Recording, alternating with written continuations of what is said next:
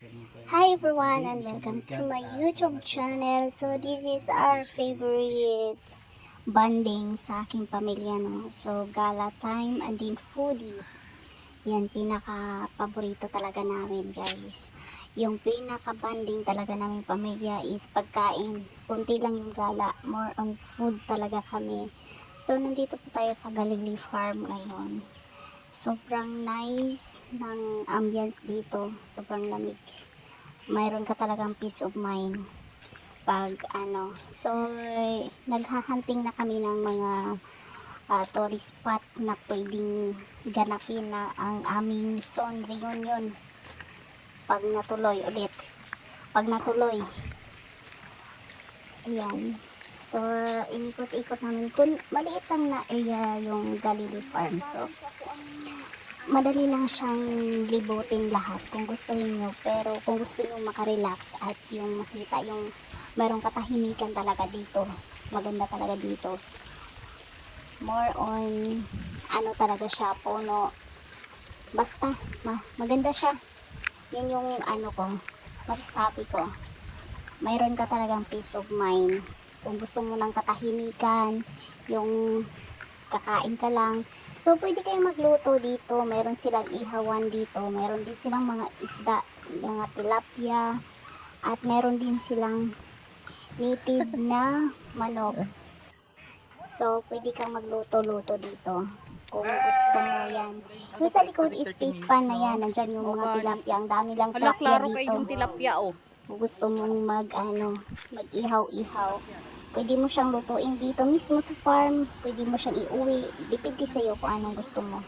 At mayroon din sila ditong fresh milk na galing sa baka at saka kambing. Kasi marami ditong kambing.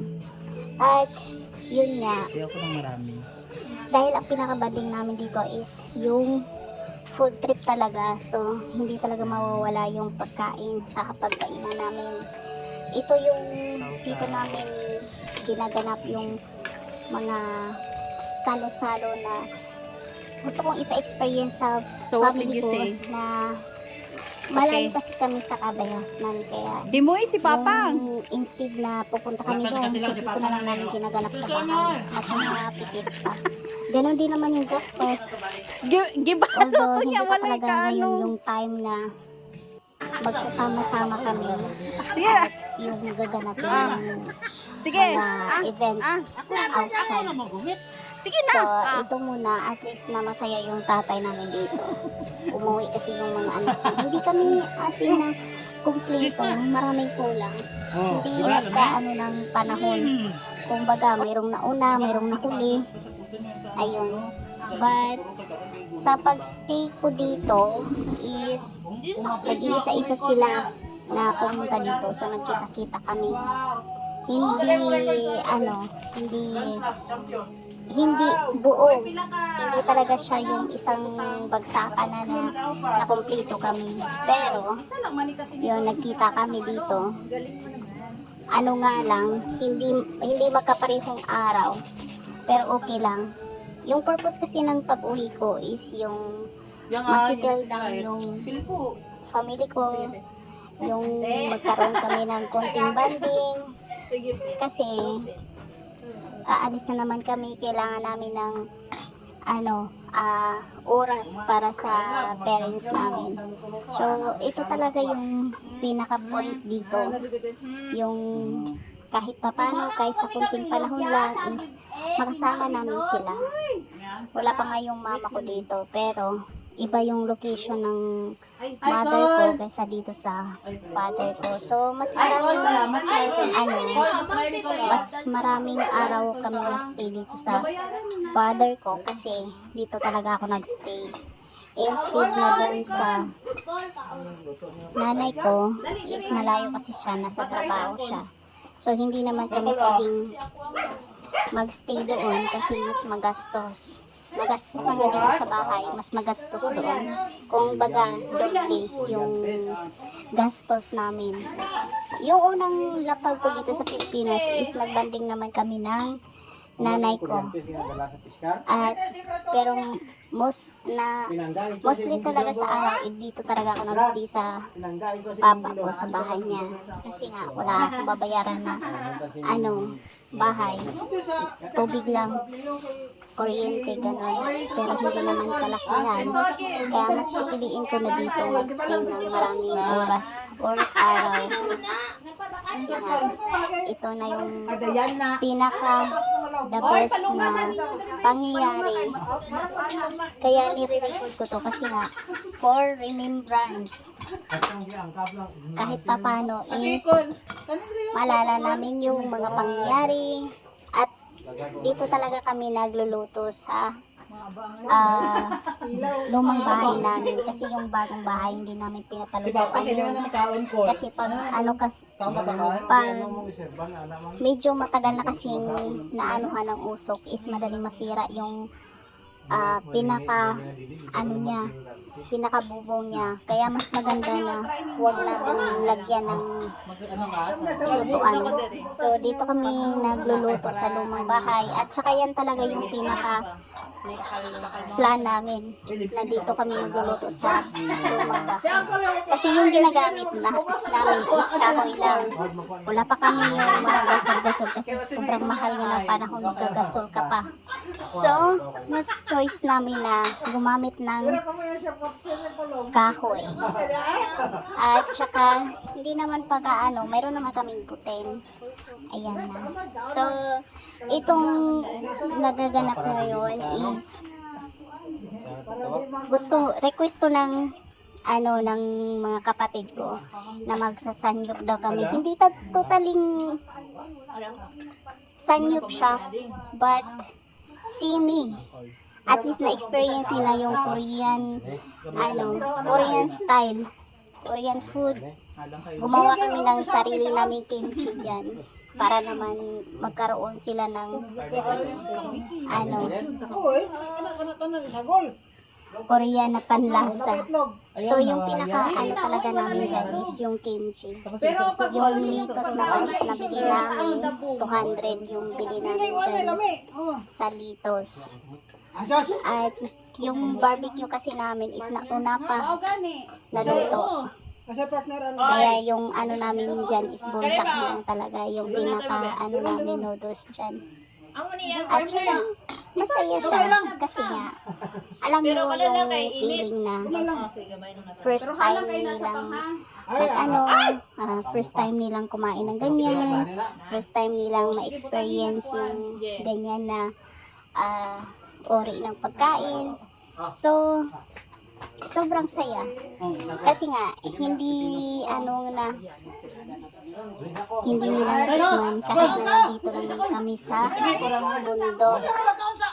So yan talaga yung pinaka-point ko na gusto ko ipa-experience sa pamilya ko, yung hindi sila natatakam kung ano man yung mga na-experience ko sa labas kasi magkaiba yung nandun ka sa labas tsaka nandito ka lang sa loob ng bahay. Pag hindi mo kasi pa-experience sa kanila, wala silang alam, ganito pala yung experience nito, ganito pala yung lasa. Kaya kailangan natin na ipatikim sa kanila. So kahit na gumastos tayo ng medyo mahal-mahal, at least na napasaya natin sila kahit sa ganitong sa ganitong oras ng banding. At saka sinabi ko dito, mag-try kayo kasi nga natawa ko sa iba kong kapatid. Siyempre hindi pa nila alam kung ganito Kaya sabi ko, tumikim kayo para hindi ako mapahiya pag dinala ko kayo doon sa restaurant talaga. Nakakain tayo doon. Sabi ko, tikman natin lahat para hindi kayo magsasabi. Kasi yung mga kapatid ko is sobrang prangka nila kung magsalita. Sasabihin talaga nila kung ano yung ayaw nila. So, tayo yung panglilibre. Papasok lang sila doon. Tapos, sasabihin nila na hindi nila gusto yung mga kinakain nila, yung mga iniinom nila, mapapahiya tayo. Kaya dito pa lang, tinitrain ko na sila kahit sa ganitong uri lang. At least na dito, mas nakakatipid ako at pag nagreklamo sila, kami-kami lang yung nakakarinig. Hindi yung buong sambayanan yung nakakarinig ko ano man yung mga sinasabi nila. Sobrang saya.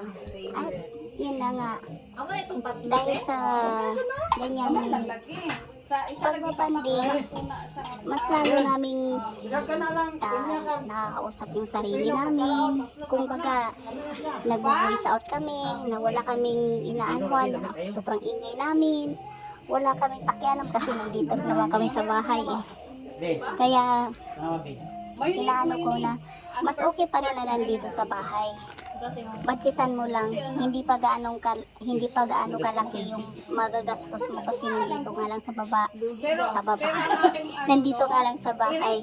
So, kunti lang yung magagastos na dito. At yan nga, mas masarap pa talaga.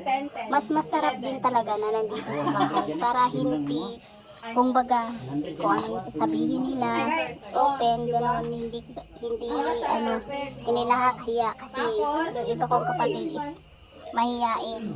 So, gusto lang nila na kami-kami lang nag-uusap. So, nakakahiya naman na pag lumabas kami, kung ano-ano na yung pagsasabihin lang, lakas pa ng boses, anong sasabihin ng mundo ng social media. Uy, ganito. So, yan na. Mas okay pa rin na nandito sa bahay para naman hindi sila, kumbaga, hindi limit yung mga sasabihin. Kumbaga, open lahat. Kailangan talaga na ganun para walang hiya, kumbaga. At saka, pag nasa ibang ka kasi, ganito kasi yung nangyayari dyan. Kakain ka ng, syempre, pag nasa labas ka, hindi ka pwedeng gaganyan, hindi ka pwedeng tatay-tayo, hindi ka pwedeng sisigaw, hindi ka pwedeng kung ano-ano yung mga pinagagawa mo. Kailangan umupo ka lang, kumain ka ng maayos, kahit pagkain nga. May masasabi pa yung tao. Kaya mas okay namin na dito sa bahay. At least na, kahit sumigaw-sigaw pa kami dito, kahit na mag-usap pa kami na sobrang lakas at hawakan kami ng malakas. At walang magsasabi ko, anong nangyari sa kanila, ganito. First time ba nila dito? Ganon. Kaya mas maganda pa rin yung idea na nasa bahay lang. Bumili lang ng ingredients kung ano man yung gusto mo. At saka dito na lahat. Kaya mas maganda talaga. At yan, medyo nanahimik na yung mga people dyan kasi busog na. Paano man kakain ng yung habang niluluto, habang piniprepare, kain ng kain. So, never mind ko yung yung diet ko dyan. Sabi ko, tsaka na ako magda-diet pag yung umalis na ako. Kasi, enjoy muna. Kasi hindi talaga tayo mag-i-enjoy pag nagda-diet tayo. Kailangan talagang buhos natin yung lakas ng sikmura natin dyan. Kailangan talagang kain. Tsaka na tayo magda-diet pag wala na tayo dito sa bahay. Nakaka-ew. Yun. At saka, masyadong kasi yung mundo natin. So, may mga kapatid kasi ako na hindi talaga sila sa social media. Kaya mas pinili kong i-upload sa aking YT para naman is dito lang po remembrance ulit. Gusto nila panoorin, ganun. Mapapanood nila kung ano mang kaganapan sa buhay. Paborito mo lang. Kaya? Nakaya ko gani. Sabi na ako pa. Buldak. Buldak? May na. Hindi pa talaga babang ay? Akbar, nagkahanga. Ito kong dito. Tapos panik pinya pang lamig ito. Pinya. Katong kwan din pa pwede na to itanong na. Sama kahanga gamay na. Gusto rin pa isa pa ba? Ari pa ko. Hindi yan. Ano yan? Hindi siya magkaon, hindi siya nanin na. Yang, nanapin ang sir yang. Yang! Ito ng paksiw yang! Ha? Hmm.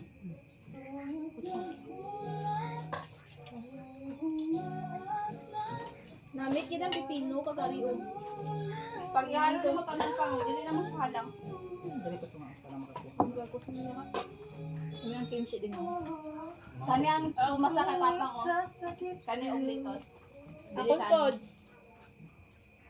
Hindi na pa? Samyang kag pipino kag litos namit. Kami itong ano no, itong mix na rice, itong rice na pilit tapos ano, itatry ito kay papang. Namit ito sauce te. Ano tawag ito? Hoy, seaweed to bawal. Bawal seaweed? Bakit magka-allergic siya? Wala siya bawal.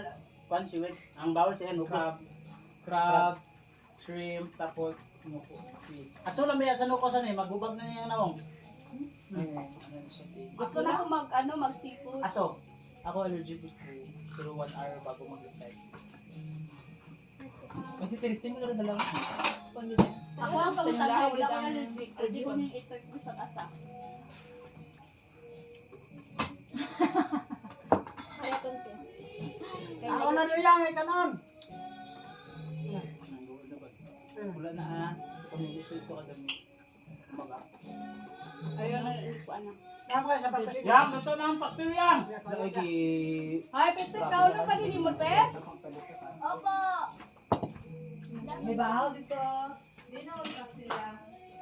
Uy, papango! Dami na guys, sabi masking ano lang, lettuce ka pa niya. Uy, try na to ang rice. Bisag din sa sticky ra. Sinasawsaw ko lang gani ang kwan. Ang pipino. Dami na? Ganahan ko sa kwan. Sa pinya. Mawala ang sukod ba. Isaw-saw lang mo din. Yang, gusto na ng paktil yang. Uy, naapay ginataan dira ha. Basig makalimutan ninyo ng ako ang ginataan na mura magnalunod. Dagan kay sabaw ang gibutang nimo. Huwag kayong Isa- maalala kung Isabawan pa nimo. Isabawan nimo sa Kabalo ko pang Dapat wala magreklamo. na to kay sabawan kay ang kwan magtubig man to. Kabalo ko magreklamo mo pero gusto na ko sabaw. Basta nako higopon na yan. Kana makahigop tanawa daghan kayo mga kakaon. Higop. Sabaw man to. Ayaw pa Ano, sobrang TikTok mo? pagkata pa sa pina. Pwede ka makaon. Kapan mo na sa tiyan. Ilagay mo ko tulog. Uili ba ay na? Ang uili sa gata kaysa sa baboy o sa dalaga. Nice na nai. Yang buto ng pakay yan. Chat ka mo kay mamang salamat. Ano man? Siyempre, ang Ang ila ha. Ay, katong gipadala ni mama. Ako ato na. Ayaw na eh. Oo, nagkapon din kay Dudong. Kuwanan ninyo mo. Ayun yung ikwan. Kuwan-kuwan. Ano mo? Galing mo, imo shirt. Ang galing mo. Yatag ba ito? Yeah, mapili ako niya. Why man? Mag-video ko. Bili yun o. Pag ganyan, Minula tayo na. Pang sayo pa kayo pang. Ay, buntag mo na yung kinao no? Ayaw ko doon, magbiyahe may ugma. Kamu ay matulog. Tulog ko doon. Hindi kita matulog. Matulog man. Yeah.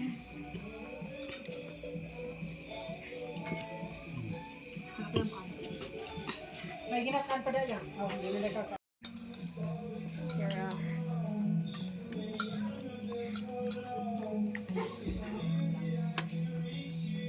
Ano, okay lang mo sa tubig o gusto nyo mag-coke? Kaon. Ayaw ka pila! Hanggang mag-apilon. Pangit kayo, pang! Pila! Ganon. Sudan lang. It's salad and rice na ano, bread. Oh, hello. Hi daw. Hi! Long, usba ni Be. Para ano guys. Yang! Yang!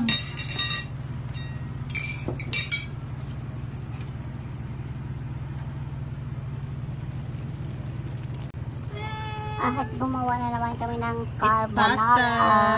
Yan, request din to ng kapatid ko. Yan. Yung ambience sa harapan ng bahay namin, ganyan lang siya. Maliwalas ang panahon na medyo makulimlim. Maya-maya uulan na naman yan. Babagsak na naman yung ulan. Ayan lang siya. Malapit na yung magkaroon ng extinction dyan. Enjoy the life. At magluluto tayo ng adobong sitaw. Ayan siya.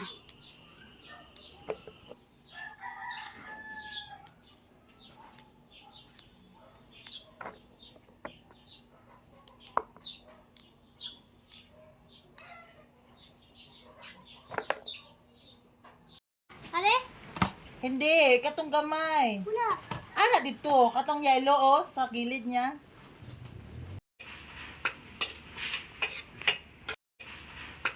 Kasi dito sa kapatid ko, mayroong kakain ng white pasta, mayroong din kakain ng spaghetti. Kaya sobrang magastos kasi ayaw kumain ng ganito, ayaw kumain ng ganon. Ayan, sobrang maulan na. Mga people, may bagyo to eh. Chill-chill lang tayo. Ang sarap sa bukid. Ang sarap sa bundok pag ganitong panahon.